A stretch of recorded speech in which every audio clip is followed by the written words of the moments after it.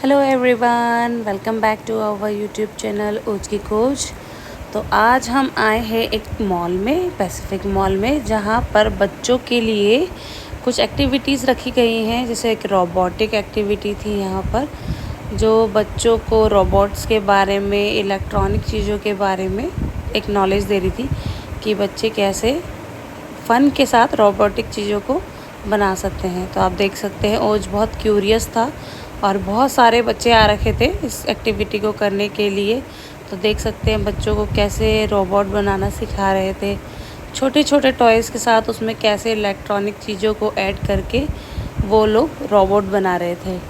तो मुझे तो बहुत ही इंटरेस्टिंग लगा, तो मैं ओज को लेके गई थी मॉल में। तो ओज ने बहुत सारी चीज़ें ट्राई की है सेल लगा के। देखो, उसने एक व्हील का बनाया था और वो उसको दिखा भी रहा था। और हाँ, बच्चा थोड़ा छोटा हो तो उनको उतना समझ नहीं आता। अगर बच्चे हैं 6-7 ईयर से तो उसको काफ़ी अच्छे से समझ में आएगा कि कैसे इसको करना है। तो ये बहुत ही इंटरेस्टिंग कॉन्सेप्ट था जो बच्चों के लिए मॉल में रखा गया था। और बच्चों को यहाँ पे सर्टिफिकेट्स और वो भी दिए गए थे ताकि बच्चे और उसको एंजॉय कर पाएँ। तो एक ग्रुप वाइज बच्चों को कर रहे थे। पहले उन्होंने एक ग्रुप बनाया बच्चों का, फिर उसके बाद इन्होंने बच्चों को कुछ पेपर्स एंड वायर वगैरह दिए ताकि बच्चे उसमें जो है एक रोबोटिक आईज़ बना सके with the help of cell. तो ये टीम थी पूरी जिन्होंने सब बच्चों को एक पेपर प्रोवाइड कराया। फिर उसके बाद उन्होंने सब बच्चों को एक वायरिंग दी और फिर इंस्ट्रक्शन दिए कि हम कैसे इसको बनाएंगे।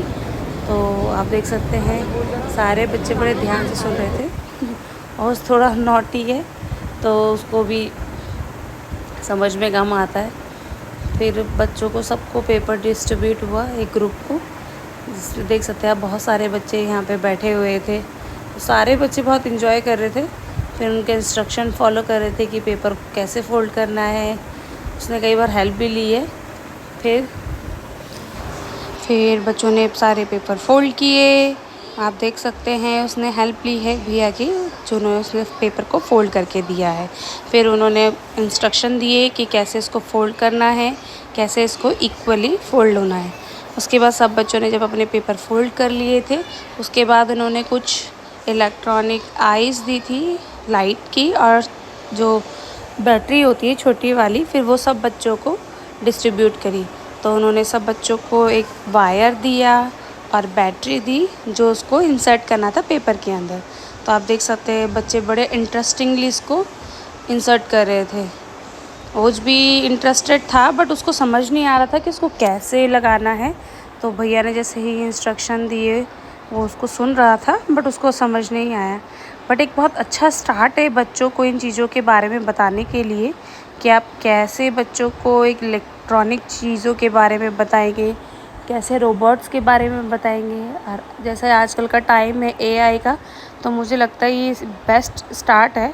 आप अपने बच्चों को एआई के बारे में सिखाएं ताकि आने वाले फ्यूचर में उनको कोई प्रॉब्लम ना हो वर्क को लेकर। तो आप देख सकते हैं सारे बच्चों की हेल्प की जा रही थी। एक बहुत अच्छा फन विद रोबोटिक वो था, इवेंट था। और ओज ने बहुत इन्जॉय किया। सीरियसली मुझे भी बहुत अच्छा लगा कि बच्चों को नई नई चीज़ें सिखाई जा रही है आजकल मॉल्स में। वरना हमारे टाइम पे तो ऐसा कुछ नहीं था, हम सिर्फ बाहर खेलते थे। पर आजकल के टाइम पे अगर आप मॉल्स में जाओगे या कहीं भी बाहर जाओगे तो आपको बहुत सारी चीज़ें देखने को मिलेंगी। और ये आप देख सकते हैं उन भैया ने उसकी हेल्प करी है आइज़ लगाने में रोबोट की। उसके बाद उन्होंने उसमें बैटरी ऐड की थी, और जो उसके बाद जैसे ही पेपर को क्लोज़ करते थे तो उसमें उसकी आइज़ क्या होती थी, जलती थी। मुझे बहुत ही अच्छा लगा। और इन लोगों ने बच्चों को सर्टिफिकेट भी दिए थे।